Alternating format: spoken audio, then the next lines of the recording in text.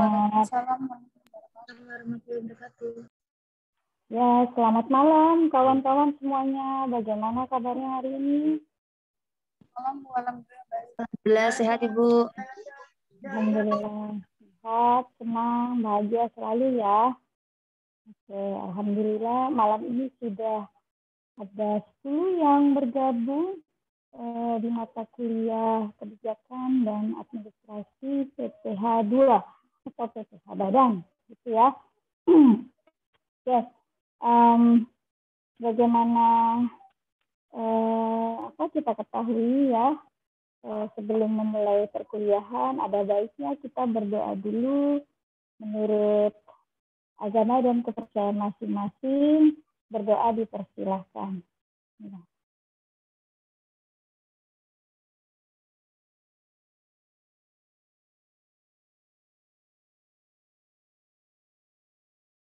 Selesai? Ya. Baik, kita sudah mulai berdoa. Kemudian izinkan saya untuk men-share materi malam ini ya. Di pertemuan kedua ini insya Allah nanti kita belajar perihal objek dari pajak penghasilan. Dengan izin saya share screen terlebih dahulu. Baik, bagaimana sudah terlihat di layar kawan-kawan mahasiswa semua? Sudah Ibu. Alhamdulillah baik, kalau begitu. Oke, kita mulai saja ya kawan-kawan ya. Mudah-mudahan sudah siap semua. Bagi yang masih di jalan ya, Ibu ucapkan semoga selamat sampai dengan tujuan. Nanti kalau sudah sampai di tempat tujuan, segera untuk mengikuti perkuliahan ya dengan baik. Selamat menyimak ya, nikmati materi dari saya malam ini. Kembali kita ke materi ya. Minggu lalu kita sudah membahas tentang subjek dari pajak penghasilan ya, yang mana subjek PPH itu terbagi menjadi dua ya. Kalau di dalam pasal 2 Undang-Undang PPH nomor 36 tahun 2008. Oke. Subjek pajak terdiri dari subjek pajak dalam negeri dan subjek pajak luar negeri. Seperti itu ya. Oke. Nah, artinya apa gitu ya? Artinya bahwa kita ya, orang pribadi, badan yang bertempat kedudukan atau tinggal di Indonesia ya, lebih dari 183 hari dalam waktu 12 bulan, maka sudah disebut sebagai subjek pajak dalam negeri. Oke. Nah, subjek pajak dalam negeri ya, selain dari orang pribadi dan badan ya, ada warisan yang belum terbagi menjadi satuan yang berhak ya. Kemudian ada juga bentuk usaha tetap. Oke. Nah, setelah itu baru ada subjek pajak luar negeri ya, yang perlakuannya adalah seperti orang pribadi atau badan yang bertempat kedudukan atau tinggal di Indonesia tidak lebih dari 183 hari selama 12 bulan. Oke, ya, minggu lalu kita sudah membahas perbedaan dari masing-masing subjek pajak ya, apa itu orang pribadi ya, bagaimana badan, bagaimana warisan yang belum terbagi, dan bagaimana itu adalah bentuk dari usaha tetap. Itu just review aja ya untuk mata kuliah minggu lalu, pertemuan minggu lalu. Oke, baik. Selanjutnya ya, malam ini kita membahas tentang topik dari objek pajak penghasilan. Oke. Mungkin teman-teman semua ya, kawan-kawan mahasiswa semua sudah mengerti, sudah tahu, ya, sudah paham, bisa mengikuti apa yang dimaksud dengan objek pajak penghasilan. Oke. Review sejenak ya tentang objek pajak.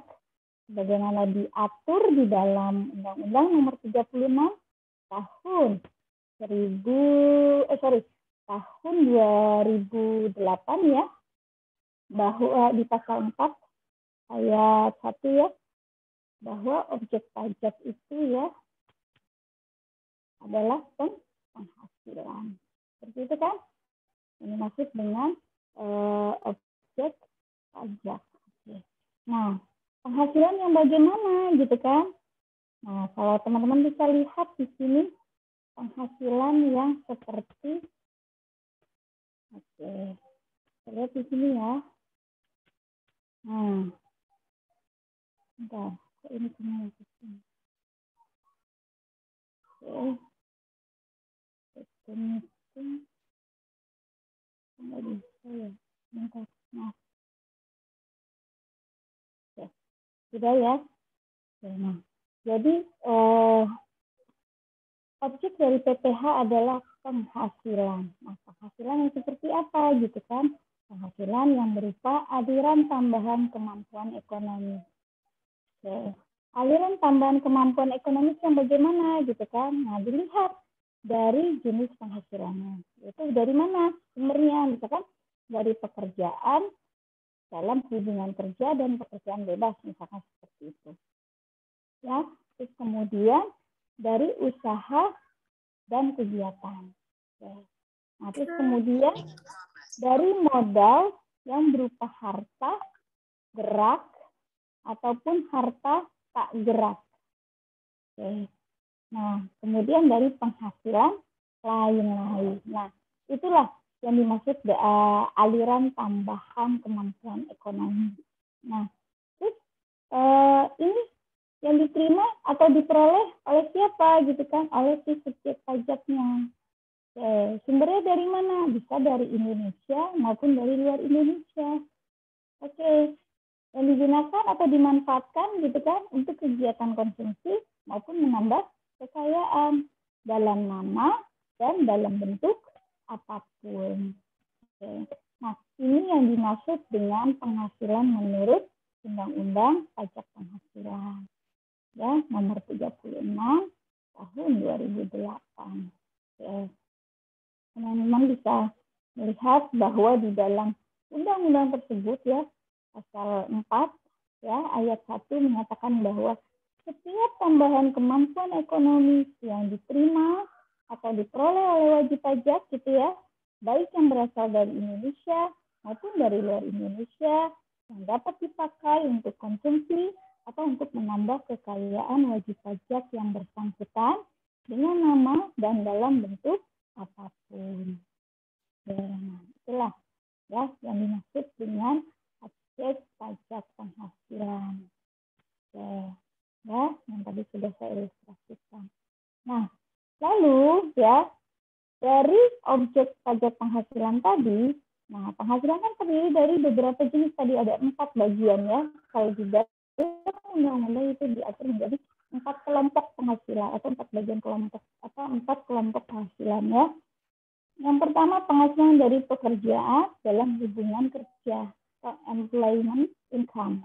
Nah, dan pekerjaan bebas. Seperti apa? Seperti gaji, honorarium gitu kan?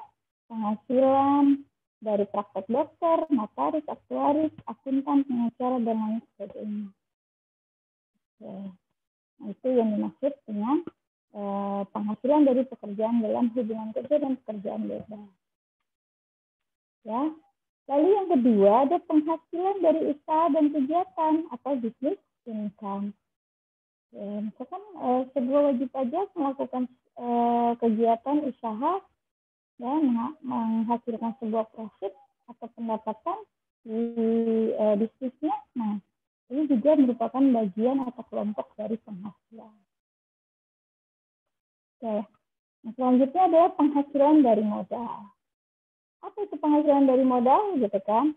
Bisa yang berupa harta bergerak ataupun harta tidak bergerak, misalkan seperti bunga, dividen, royalti, sewa, dan keuntungan penjualan harta, ya, dan hak yang tidak dipergunakan untuk usaha atau capital income. Oke. Gitu ya, sebentar.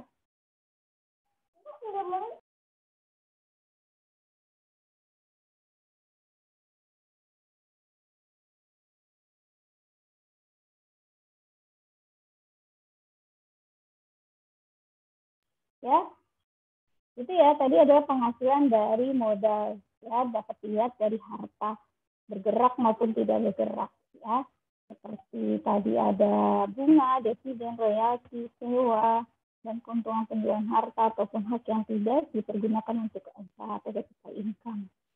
Oke. Yang terakhir adalah ya dari penghasilan lain-lain. Oke, apa itu penghasilan lain-lain? Ya, misalkan seperti pembebasan utang atau hadiah. Oke, itulah yang dimaksud dari jenis penghasilan, ya. Oke. Nah, jadi tadi kita sudah tahu apa saja yang dimaksud sebagai objek penghasilan, ya. Nah, kalau kita melihat ke dalam pasal 4 ayat 1 ya, ini bisa nanti dibuka undang-undangnya ya, undang-undang PPH, bahwa yang menjadi objek ya, yang menjadi objek PPH badan ya atau penghasilan badan, yaitu adalah penggantian atau imbalan berkenaan dengan pekerjaan ya, pekerjaan bebas ya. Oke, terus hadiah dari undian atau pekerjaan atau kegiatan dan penghargaan ya. Terus kemudian ada laba usaha ya. Oke. Terus kemudian ada keuntungan penjualan atau pengalihan harta ya. Terus kemudian ada penerimaan kembali pembayaran pajak yang telah dibebankan sebagai biaya. Lalu ada bunga termasuk premium, diskonto ya. Terus dan imbalan karena jaminan pengembalian hutang. Oke. Lalu ada dividen, ada royalti, ada sewa dan penghasilan lain sehubungan dengan penggunaan harta. Terus ada penerimaan atau perolehan pembayaran berkala. Kemudian ada keuntungan pembebasan hutang, keuntungan selisih kurs atau uang asing ya, selisih lebih penilaian kembali aktiva, dan ini asuransi iuran yang diterima atau diperoleh ya dari perkumpulan dari anggotanya, serta tambahan kekayaan neto yang berasal dari penghasilan yang belum dikenakan pajak. Oke, ya itulah penghasilan yang merupakan objek. Kita lanjutkan lagi ya. Nanti baru saya berikan sebuah ilustrasi. Oke, nah ada objek, tentunya pasti ada bukan objek penghasilan. Oke. Kalau kita menilik lagi ke dalam pasal 4 ayat 3 Undang-Undang PPH nomor 36 tahun 2008 bahwa yang bukan menjadi objek dari PPH itu berupa bantuan atau sumbangan ya, termasuk zakat. Terus kemudian ada harta hibahan ya, harta termasuk setoran tunai sebagai pengganti saham atau penyertaan modal. Terus ada penggantian atau imbalan dalam bentuk natura atau kenikmatan. Terus ada dividen atau bagian laba yang diterima diperoleh perseroan terbatas ya, koperasi, BUMN, BUMD sebagai wajib pajak dalam negeri. Nah, lalu ada iuran yang diterima atau diperoleh dana pensiun ya. Lalu ada penghasilan yang ditanamkan oleh dana pensiun dalam bidang-bidang tertentu. Kemudian ada bagian laba yang diterima atau diperoleh anggota dari perseroan komanditer yang modalnya tidak terbagi atas saham, persekutuan, perkumpulan, firma, atau kongsi ya. Nah, lalu ada bunga obligasi yang diterima atau diperoleh perusahaan reksadana selama 6 tahun pertama. Dan ada penghasilan yang diterima atau diperoleh perusahaan dari modal ventura. Oke. Ini bagian-bagian dari penghasilan yang bukan objek.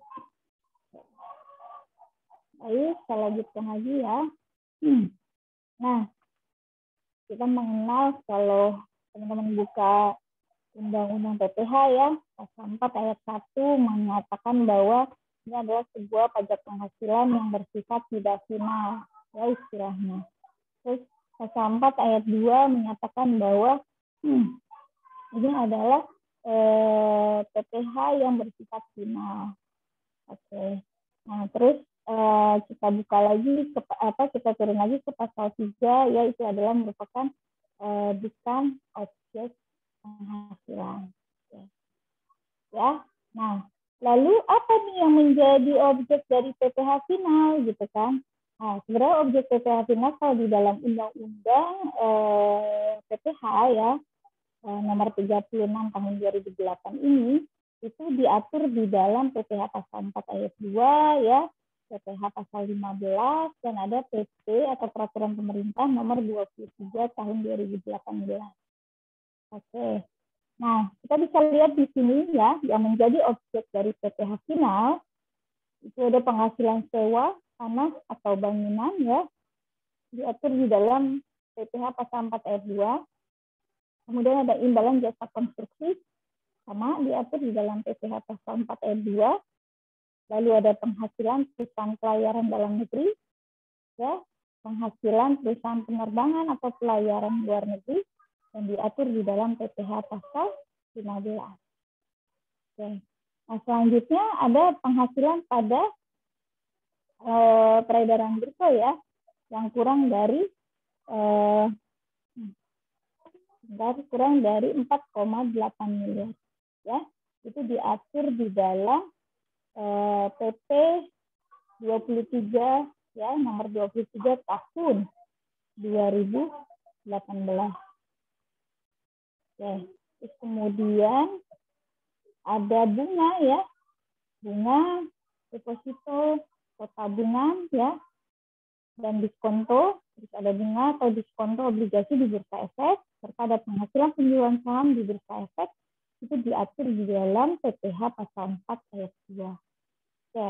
Nah, nanti pada saat teman-teman melakukan rekonsiliasi fiskal ya, pada saat koreksi fiskal baik positif maupun negatif, nanti kita lihat sumber dari jenis penghasilannya.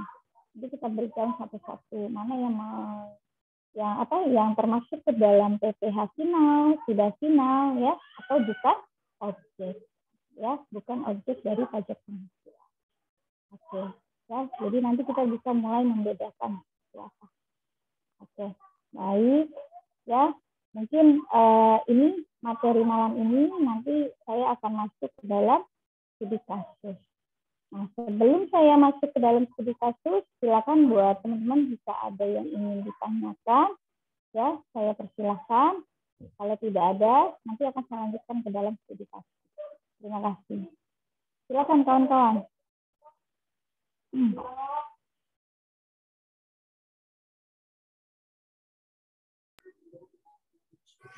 Ibu, mohon maaf Ibu izin bertanya. Boleh, ini mohon maaf dengan siapa? Dengan Indah Puspitasari. Oke, silakan Indah. Ya, penghasilan badan yang bukan objek pajak salah satunya yaitu penghasilan yang diterima oleh perusahaan modal ventura. Itu saya masih belum mengerti.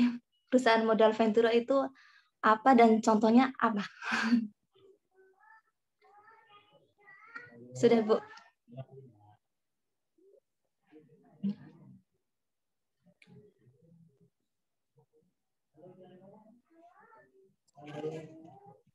Baik, Indah. Jadi yang dimaksud dengan perusahaan modal ventura. Baik. Nah, izin Ibu menjelaskan sedikit ya. Baik, jadi perusahaan modal ventura itu ya merupakan salah satu jenis modal yang bisa digunakan oleh para pebisnis atau entrepreneur ya, yang saat ini ya seperti yang sudah kita ketahui, suatu bisnis ataupun perusahaan akan bisa terbentuk bila ia memiliki modal. Nah, perusahaan biasanya ya perusahaan ini bisa menggunakan modal tersebut untuk kegiatan operasional dan juga performa bisnisnya. Artinya apa? Tanpa adanya modal yang memadai ya, maka suatu perusahaan akan sulit untuk berkembang dan menjadi lebih baik. Oke, nah lantas apa sih sebenarnya pengertian dari modal Ventura ya? Bagaimana cara memperoleh modalnya? Oke, siap. Saya akan jelaskan one by one ya satu. Oke, kalau kita menilik ke dalam pengertian modal Ventura atau venture capital ya, istilahnya bahwa modal Ventura adalah salah satu jenis investasi ya yang pendanaannya terbentuk penyertaan modal pada sebuah perusahaan swasta dalam kurun waktu tertentu. Oke, nah apa sih wujudnya investasi tersebut gitu kan? Karena tadi kan di awal dikatakan bahwa salah satu jenis investasi gitu kan. Oke, yang pendananya berbentuk penyertaan modal. Oke, wujudnya adalah dari jenis pendanaan ini berupa uang tunai yang diberikan pada pihak perusahaan. Lalu ya mereka akan memberikan sekumpulan saham pada individu ataupun lembaga yang memberikan pendanaan. Artinya apa? Kemungkinan nanti resiko yang dihasilkan bisa tinggi, namun ya mempunyai timbal balik atau return ya yang juga tinggi.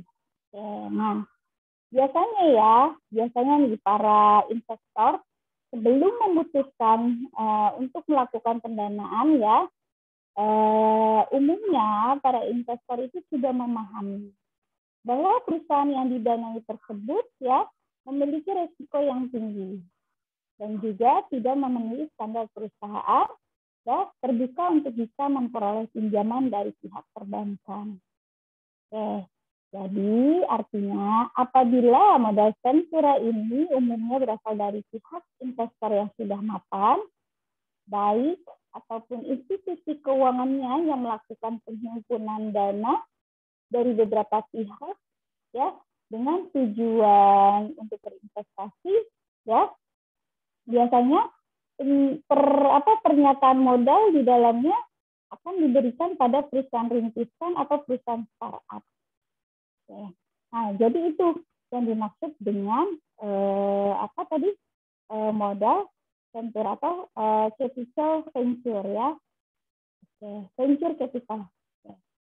Nah terus jenisnya apa nih gitu kan modal Ventura ini? Kalau kita lihat jenisnya ya, itu ada dua berdasarkan cara pemberian dana, terus cara penghimpunan dan berdasarkan kepemilikan. Oke, kalau cara pemberian bantuan ya, berdasarkan cara pemberian bantuan, biasanya itu bantuan yang diperoleh oleh perusahaan, pasang usaha atau investor itu terbagi menjadi dua. Yang pertama, ya bantuan dari manajemen dan juga bantuan dari finansial. Oke. Ya. Nah, terus yang kedua, ya, itu berdasarkan cara penghimpunan tadi. Maksudnya apa? Maksudnya ya, berdasarkan cara penghimpunannya ya, maka modal Ventura ini bisa dibedakan lagi menjadi dua bagian, yaitu leverage venture capital dan equity venture capital. Nah, apa sih yang dimaksud dengan leverage venture capital tadi, gitu kan? Maksudnya adalah bersumber dari suatu perusahaan modal Ventura, tapi dikumpulkan dalam wujud pinjaman yang berasal dari berbagai pihak. Oke.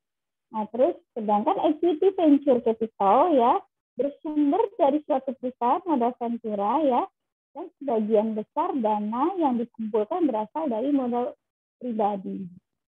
Oke. Nah, yang ketiga itu berdasarkan kepemilikan. Nah, kalau kepemilikan ini akan menunjukkan pengaruh yang sangat berbeda pada suatu modal. Misalnya ada private venture capital company ya, maksudnya ada perusahaan yang belum go public atau perusahaan yang belum menjual lembaran sahamnya di lantai bursa efek. Oke.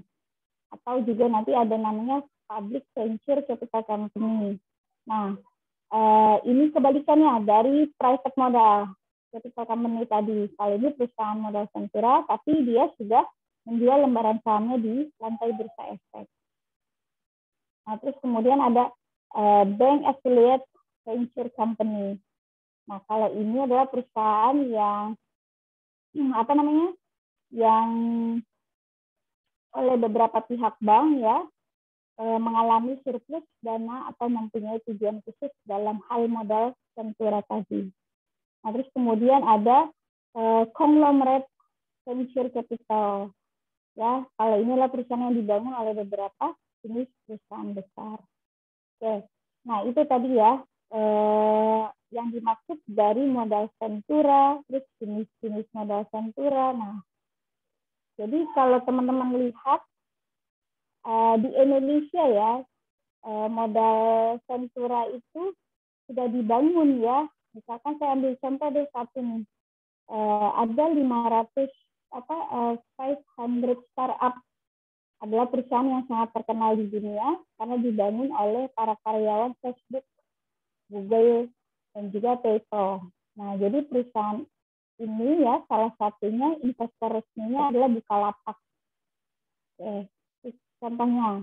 Nah, terus juga ada Cyber Agent Venture, ya kalau nggak salah namanya itu Cyber Agent Venture. Jadi Cyber Agent Venture ini adalah perusahaan modal ventura yang berasal dari Jepang dan dia sudah melakukan ekspansi ke Indonesia ya bersama dengan East Ventures.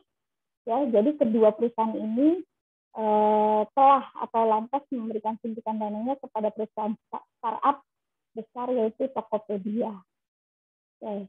Nah, paling ini saya beri contohnya di antaranya seperti itu. Ya. Nah, selain itu, ya modal ventura juga memiliki banyak manfaat. Salah satunya dia bisa meningkatkan kegiatan dan potensi usaha, ya, terus adanya pemasaran produk lebih efisien, terus likuiditas lebih meningkat, rentabilitas cukup membaik ya, akan membaik seperti itu. Oke, ya. Nah, itulah yang dimaksud dengan modal ventura. Oke. Ya, gimana Indah, bisa dimengerti? Bisa, Ibu. Oke, udah kebayang kan yang dimaksud dengan Modal ventura. Iya, tadi contoh-contohnya saya cuma ngasih yang sederhana aja lah. Tadi ada salah satunya ya, Tokopedia dan Bukalapak ya. Oke. Nah, kalau misalkan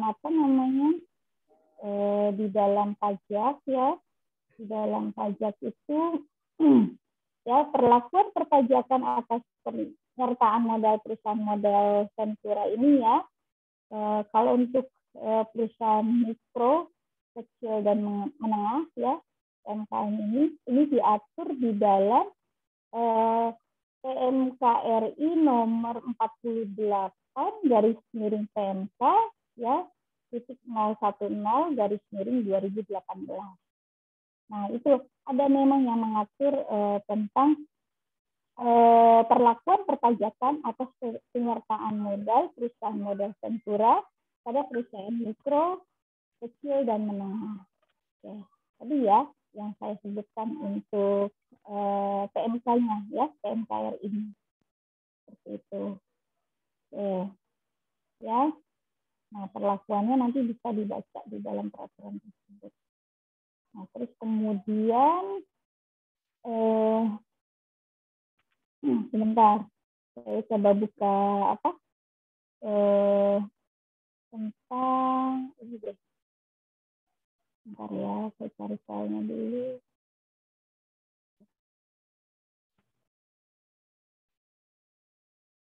Bagaimana itu perlakuan?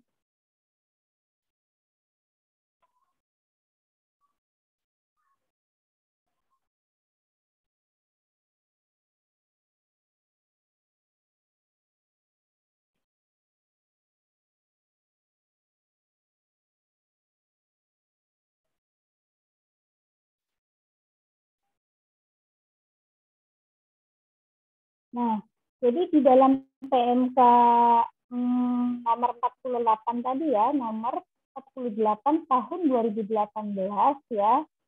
Ini apa namanya? Ada sedikit perluasan ya. Jadi kalau teman-teman nanti dibuka ya peraturannya ya, berisinya perluasan batas UMKM ya yang bisa menjadi perusahaan pasangan usaha atau PPU istilahnya bagi modal ventura. Nah, pada saat ini ya, ini batas UMKM yang bisa menjadi PPU itu adalah yang memiliki penjualan bersih maksimal 50 miliar dalam 1 tahun. Nah, artinya apa? Batasan ini lebih tinggi dari aturan sebelumnya. Kalau sebelumnya itu adalah 5 miliar. Nah, sekarang mungkin kan karena sekarang semua sudah revolusi industri 4.0 ya, 4.0 sudah dilakukan secara digitalisasi, terus perdagangan secara elektronik itu cukup lumayan meningkat ya kan, growth pertumbuhannya luar biasa sekali. Nah, makanya ada perubahan di dalam PMK nomor 48. Jadi PPU yang memiliki penjualan bersih maksimal adalah 50 miliar dalam 1 tahun. Nah, selanjutnya penghasilan yang diterima atau diperoleh dari modal ventura berupa bagian laba dari PPU ini. Nah, dikategorikan bukan sebagai objek PPh. Nah, itu tadi yang dimaksud di dalam pasal 4 ayat 3 yang Indah tanyakan tadi. Ya, jadi kalau kita menarik dalam PMK tadi ya, kita tarik kesimpulannya ya, bahwa ya di antaranya berisi perluasan batas UMKM yang bisa menjadi perusahaan pasangan usaha atau PPU ya bagi modal ventura. Ini batas UMKM yang bisa menjadi PPU adalah yang memiliki penjualan bersih maksimal 50 miliar dalam 1 tahun. Oke, ya. Batasan ini lebih tinggi dari aturan yang ada sebelumnya, yakni hanya sebesar 5 miliar. Nah, maka penghasilan yang diterima atau diperoleh modal ventura berupa bagian laba dari PPU ini dikategorikan bukan sebagai objek pajak penghasilan. Oke, nah, asal PPU tersebut ya, nih asal, jadi ada pengecualiannya. Pengecualiannya adalah PPU tersebut belum menjual saham di bursa efek atau telah menjadi PPU maksimal selama 10 tahun. Ya, jadi ada pengecualiannya. Kalau tadi teman-teman melihat di dalam pasal 4 ayat 3 ya, tentang modal ventura tadi. Bentar.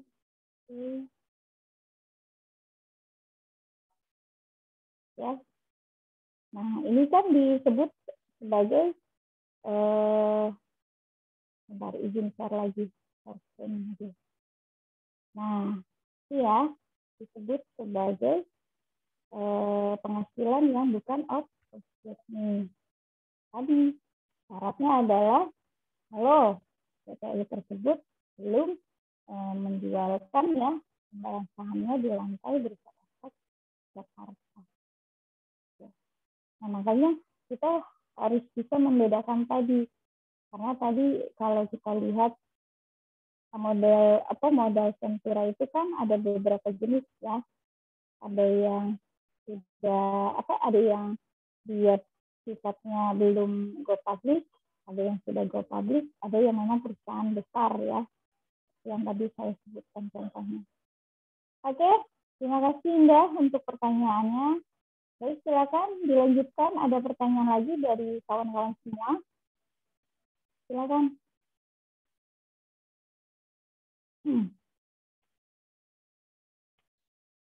Bintang, Tri, Monica, ya, Nuke, Cici Novitasari, Amelia, Eva, Indriani, terus Asifa, Rizky, kemudian ada siapa nih, Ihsan ya. Silakan Mak, kalau ada yang belum jelas silakan diinformasikan ya. Oke. Bu, maaf saya mau bertanya. Boleh silakan Tri. Bu, jika seseorang bekerja di kapal asing, lalu setelah mendapatkan upah, dia kembali ke Indonesia, apakah akan mendapatkan potongan pajak, Bu? Terima kasih. Oke. Ya, baik. Jadi ini wajib pajaknya dalam negeri. Ya, Tri. Oke, wajib pajaknya dalam negeri. Terus dia bekerja sebagai di mic-nya di on-kan dulu. Di pelayaran asing. Oke, bekerjanya di pelayaran asing. Oh, ini ya boleh. Misalkan anggap aja dia bisa sebagai pelayaran ya. Kalau dia penerbangan kan bisa disebut pramugari atau pramugara gitu kan, atau pilot gitu. Oke, penghasilannya dipotong PPh atau tidak. Ya, sekarang kita lihat dulu yang pertama. Anggap aja sebut saja namanya A ya. Si A ini adalah wajib pajak dalam negeri. Oke. Terus kemudian dia bekerja di sebuah pelayaran luar negeri. Oke. Artinya ada sebuah penghasilan. Betul kan? Oke. Penghasilan tersebut sumbernya, oke kita lihat dulu. Pelayarannya ini berarti kan bentuknya adalah perusahaan asing atau BUT bisa. Nah, kita lihat posisi pelayarannya ini, posisinya di mana? Gitu. Apakah dia punya kantor cabang di Indonesia atau ya kan memang tidak ada kantor cabang di Indonesia gitu. Kalau dia misalkan kalau misalkan pelayaran tersebut tidak memiliki kantor cabang atau tidak bertempat kedudukan di Indonesia, nanti penghasilannya dipotong pajak sesuai dengan pelayaran tersebut, perusahaan pelayan tersebut berada gitu. Jadi perlakuan pajaknya atas negara sumber gitu.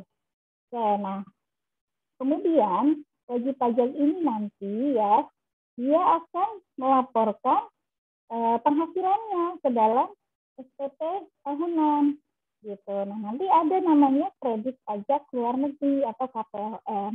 Nah kita lihat lagi apakah si A ini ya dia bekerja juga di Indonesia gitu. Kalau dia bekerja juga di Indonesia artinya apa? Ada dua sumber penghasilan yaitu dari dalam negeri maupun dari luar negeri gitu. Nah makanya tadi perlakuan pajaknya kita lihat sumber penghasilannya dari mana. Tadi kalau case-nya ya pelayaran tersebut tidak memiliki kantor cabang atau tidak bertempat kedudukan di Indonesia, maka perlakuan kepajakannya nanti bisa melihat dari tax treaty-nya atau P3B-nya gitu. Nah, tapi kalau misalkan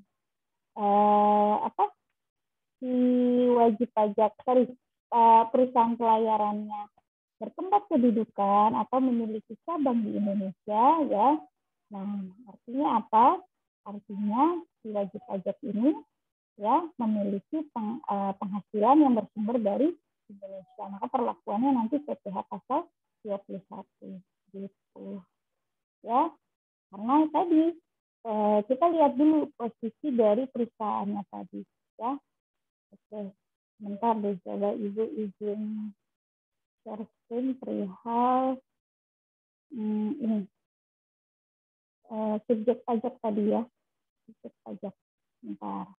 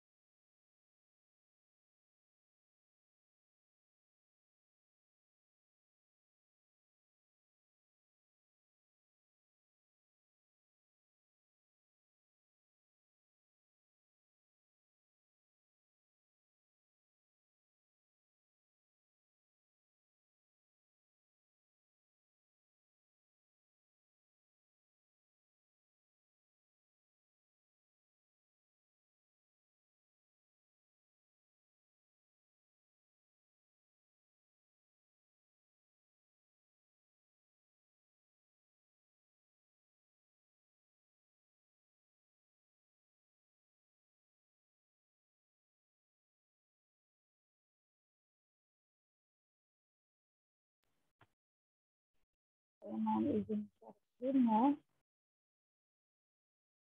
Share screen lagi. Ini dibuka lagi materi minggu lalu ya, teman-teman. Nah, ini. Nah, jadi kita lihat dulu posisi perusahaannya ada di mana. Itu Tri. Ya. Kita lihat dulu posisi perusahaannya. Ya. Kalau dia subjek pajak dalam negeri ya, sudah pasti didirikan atau bertempat kedudukan di Indonesia. Nah, kalau dia subjek pajak luar negeri, tapi tidak didirikan atau bertempat kedudukan di Indonesia gitu kan, baik itu BIP maupun non-BIP. Nah, jadi nanti untuk pengenaan pengenaan pajaknya ya itu disesuaikan ya, pengenaan pajaknya disesuaikan. Ya, misalkan gini, kita lihat dia bekerjanya perusahaannya berada di Indonesia ya, itu lebih dari 183 hari atau kurang dari 183 hari ya. Oke. Nah, jadi kita lihat posisi subjek pajak badannya dulu ya. Nah, kalau ini udah jelas, sudah clear, oke. Nah, sekarang kita lihat posisi WNI-nya. Oke, saya buka slide lagi yang WNI-nya. Banyak soalnya ini. Jadi apa ya nama soalnya? Bentar, kalau ketemu kok ini tadi baru dibuka. Cuma karena di shutdown, jadinya ke ini semua. Kita lihat. Nah, ini ya. Kita share screen lagi. Nah, nih tadi yang Tri tanyakan gini ya. Oke, kelihatan ya Tri? Oke. Nah, jadi kan kita lihat nih orang pribadinya. Orang pribadinya kan tadi WNI, betul kan? Nah, kita lihat dia bekerjanya di luar negeri itu berapa hari? Oke, kalau dia lebih dari 183 hari selama 12 bulan ya, selama 12 bulan ada dua kemungkinan. Ya. Oke. Kalau iya, berarti dia disebut sebagai subjek pajak luar negeri. Kalau iya ya lebih dari 183 hari selama 12 bulan. Tapi kalau tidak, dia disebut sebagai subjek pajak dalam negeri. Oke. Sampai sini paham? Kita bedakan ini dulu. Ya. Oke. Ini ya. Nah, artinya apa? Kalau dia subjek pajak dalam negeri, artinya dia tidak tinggal di luar negeri ya, kurang dari 100 hari. Dia tinggal di luar negeri kurang dari 183 hari selama 12 bulan. Nanti perlakuan pajaknya berarti kan yang ada di Indonesia, betul kan? Ya, nah, tapi kalau dia lebih dari 183 hari selama 12 bulan, dia sudah disebut sebagai subjek pajak luar negeri. Tinggal dilihat penghasilannya dari mana, ya, kan dari pekerjaan di luar negeri, ya, atau dan telah dikenaikan pajak di luar negeri, maka di Indonesia tidak lagi dikenai PPh. Oke. Ya, bisa ya dilihat di sini. Oke. Nah, tapi kalau dia menerima atau memperoleh penghasilannya dari Indonesia, ya, nah baru dikenai PPh sesuai ketentuan yang berlaku. Bisa PPh pasal 26 atau subskripsi yang tadi saya jelaskan di awal. Oke. Bisa ya, dimengerti Tri? Nah, ini ilustrasinya seperti ini Tri. Oke. Nah, silakan kalau Tri nanti ingin bekerja di luar negeri, minimal Tri udah tahu nih perlakuannya nanti. Tri bekerja di luar negerinya lebih dari 183 hari atau kurang dari 183 hari. Kalau lebih dilihat lagi tadi penghasilannya. Penghasilannya dari pekerjaan yang di luar negeri ya, dan telah dikenakan pajak di luar negeri. Maka nanti di Indonesia nggak boleh dikenakan lagi. Kan tidak boleh adanya pajak berganda kan, atau pengenaan pajak 2 kali, itu kan dilarang. Nggak boleh sama sekali. Gitu.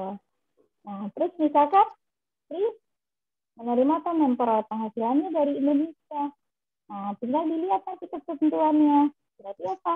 Bisa naik PPh sesuai dengan ketentuan yang berlaku. Bisa PPh pasal 26 atau bisa dari tekstil. Nah, nanti ini pada saat nanti Tri belajar perpajakan Indonesia atau perpajakan internasional, Tri membahas tentang ini. Apa bedanya sih PPh pasal 26 dan tekstil. Nanti dia secara mendalam itu dibahas. Kalau di sini paling PPh pasal 26 itu kan dikenakan dari penghasilan bruto dikalikan tarif, yaitu 20%. Kalau tax treaty nanti kita lihat ada perjanjian penghindaran pajak bergandanya, P3B-nya. Jadi antara Indonesia dengan negara sumbernya, negara mancanya. Tadi kalau misalkan Tri bekerja pada pelayarannya Malaysia, berarti lihat P3B-nya atau tax treaty-nya Indonesia dan Malaysia. Gitu. Jadi dilihat negara mancanya ini. Gitu. Ya, karena perlakuan perpajakan untuk tax treaty ini tergantung dari masing-masing negara. Itu ada perjanjiannya antara Indonesia dengan Malaysia, Indonesia dengan Singapura, Indonesia dengan China, Indonesia dengan Amerika, Indonesia dengan Australia, begitu sebaliknya. Itu ada di tax treaty-nya. Oke, mudah-mudahan dengan adanya ilustrasi ini, ya, kita bisa memahami. Ya, kita lihat konteksnya terlebih dahulu dari orang pribadi WNI tersebut. Oke, kita ya. Ya, sama-sama Tri. Baik nih, pertanyaannya bagus. Harusnya kemarin pertanyaannya tentang ini, Tri. Tapi nggak apa-apa, kita jadi review lagi ya. Monggo, teman yang lain silakan jika masih ada yang ingin ditanyakan. Ibu, saya mau nanya. Boleh, Cici, silakan. Itu kan di materi kan ada bunga deposit ya. Nah, itu tuh pengambilannya di saat kita mau ngambil uang atau sebulan sekali untuk pengambilan pajaknya ya, Bu? Oke. Maksudnya perlakuan pajak dari bunga deposito tersebut. Pengenanya seperti apa? Oke, baik. Oke, terima kasih Cici. Saya izin menjawab ya. Nah, memang betul ya yang dikatakan bahwa bunga deposito ini kan termasuk ke dalam bunga bank. Itu disebut sebagai PPh final gitu kan. Perlakuannya seperti apa? Jadi pada saat kita menerima bunga deposito ya, gitu. Misalkan gini, atas bunga deposito dan tabungan ya, serta diskonto SBI dikenakan PPh final sebesar 20% dari jumlah bruto ya terhadap wajib pajak dalam negeri ya dan bentuk usaha tetap. Oke, kita lihat perhitungannya. Jadi misalkan gini, saya buat ilustrasinya ya. Saya buat ilustrasinya pada saat pengenaannya ya. Oke, pada saat pengenaannya itu,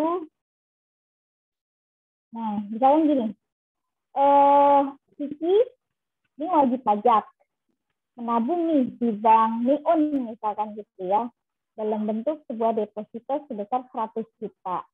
Nah, dengan tingkat bunganya misalkan 12% per tahun gitu ya. Nah, kemudian dari deposito tersebut, Cici menerima bunga setiap bulan, yaitu sebesar 1 juta. Oke. Nah, jadi bagaimana nih besaran pajak yang harus dibayar oleh Cici atas bunga deposito tersebut? Jadi, karena tadi Cici terima bunganya ada 1 juta sebulan, nah, tarif PPh final atas bunga deposito ini kan 20%.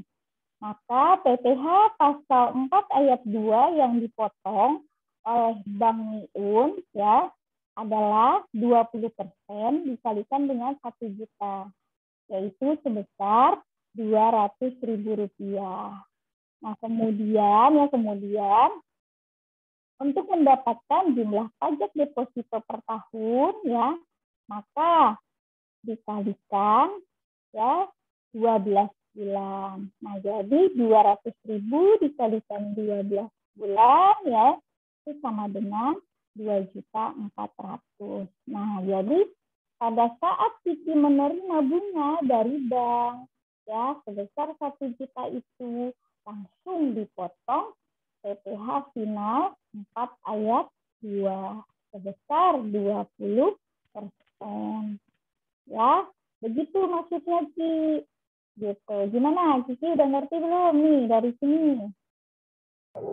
Jadi Bu, kalau misalkan kita nabung nih, terus kita udah kena bunga. Bunga itu tuh udah termasuk kena pajaknya juga, Bu. Ya, bunga coba kalau nabung terus nanti dicek deh mutasi rekeningnya. Nanti di situ ada pajaknya atas bunga. Gitu. Misalkan dikenakan 20% bunganya, misalkan kita dapat tadi misalkan 1 juta. Tinggal dikalikan 20% ya. Itu pasti nanti ada potongannya pajak 200.000 sebulan. Gitu. Ya, nanti dilihat aja karena kan kalau di buku tabungan itu beda-beda kan. Karena kan tergantung dari saldonya kita. Kita dapat bunganya kan dari saldo kita. Berapa sih besaran saldo kita. Nanti dilihat di situ ya, ada rincian pajaknya. Gitu sih. Memang itu dipahami. Iya Bu, paham Bu sekarang. Makasih Bu. Ya, sama-sama. Yes. Jadi kan kalau kita menabung, setiap bulan kita mendapatkan bunga, gitu kan? Ada pendapatan jasa giro dari bunga, ada biaya administrasi gitu kan, administrasi bank itu pasti setiap bulan ada. Nah, pendapatan bunga yang kita terima ya itu dikenakan PPh final 4 ayat 2. Ya. Terus nanti tinggal dikalikan aja berapa besaran pendapatan bunganya dikalikan dengan tarifnya yaitu 20%. Ya. Nanti iseng-iseng coba buka mutasi rekeningnya atau di m-banking aja dicek deh. Pasti nanti ada keterangannya, ada tentang teksnya atau pajaknya di situ. Gitu. Ya. Silakan, ada lagi yang mau ditanyakan kawan-kawan? Alhamdulillah nih hari ini sudah ada 3 pertanyaan tadi. Ya, makasih. Silakan, Dinda, Tri, Kiki sudah bisa menyimak dengan baik. Intan juga sama semua nih teman-teman. Mungkin masih belum punya pertanyaan, nggak apa-apa. Silakan, coba ditanyakan. Ibu, saya mau nanya. Boleh Deva, silakan Deva. Yang dimaksud penggantian atau imbalan dalam bentuk natura atau kenikmatan itu seperti apa ya, Bu? Oh, wah, ini bagus banget nih pertanyaannya. Bentar. Ya, kenikmatan. Nah, ini nanti minggu depan kita belajar tentang deductible expense dan non-deductible expense. Ya, kalau tadi teman-teman melihat bahwa bukan objek tadi ya, bukan objek dari penghasilan, ya kenikmatan natura. Izin buka dulu slide-nya.